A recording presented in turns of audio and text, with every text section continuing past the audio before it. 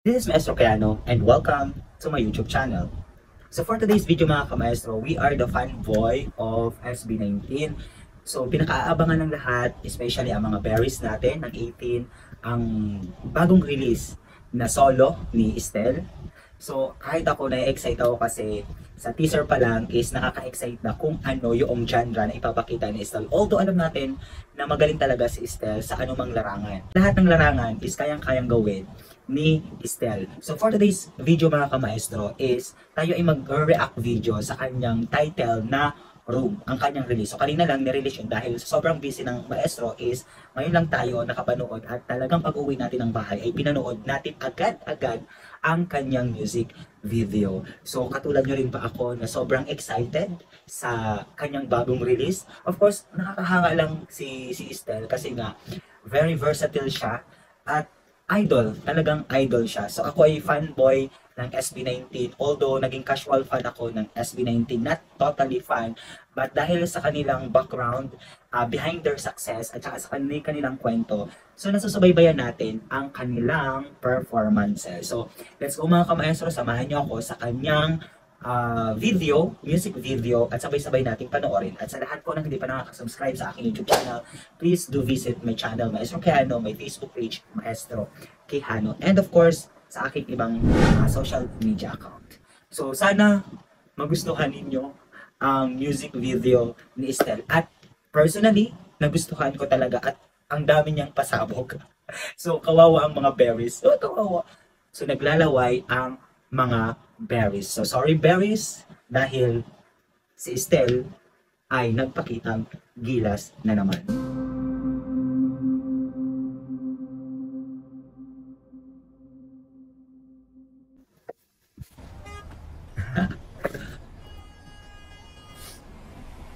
Ano siya, magka-apply? Room. Wow, well, well. Si Estel yan.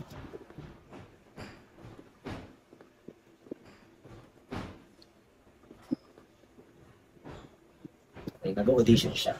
Ay, bigyan ng mic yan, sabi. Clear the stage, everyone! Bigyan ng mic yan. Kaka-excite. Ganito ako Pagkuha manood. ng mic. So, pakitang gilas kay Estel. Nangakakit siya, no? Mahilig si Estel talagang magpangakit kahit sa concert na sa mga napapanood ko. Kaya siya ay, kumbaga ay, mga baby ang tawag niya sa mga. Uy, berries, kawawa naman kayo, berries.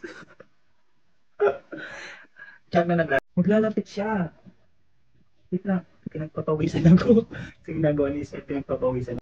Estel, bedroom. Wala ka, Estel! Anong ginawa? Nagkakagulo ang mga berries. Nagkakagulo ang 18 berries. Grabe yung pinakita ni Esther, no? So, sino ang ano nito? Sino ang producer? Tingnan lang natin kung sino ang nasa likod ng mga ganitong eksena. Dito, Estelle invites us to Room, a funk-filled pop track to celebrate one's authenticity and dance to the rhythm of your own heartbeat.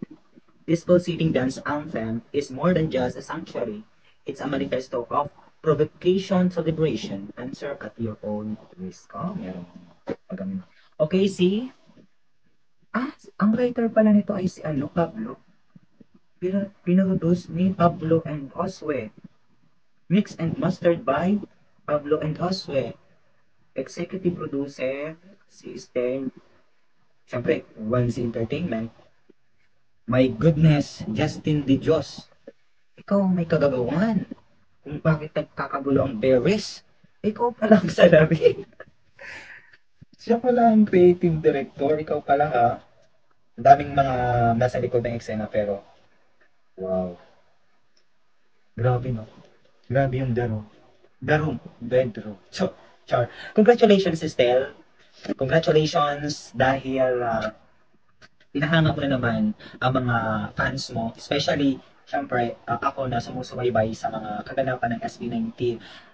Although wala akong budget para kayo puntahan char, sa mga concert ninyo.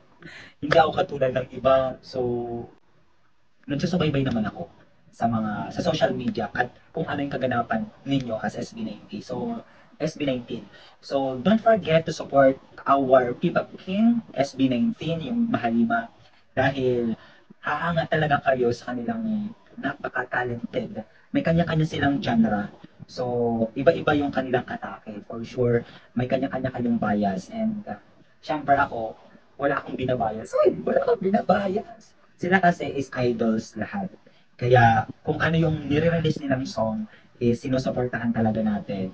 And lagi ko sinasabi na yakapin natin yung sarili natin, yakapin ang OPM dahil sila yung isa sa mga nagdadala ng music worldwide. So aminin natin, in our generation today, sila yung nagdadala ng music sa international stage, global stage.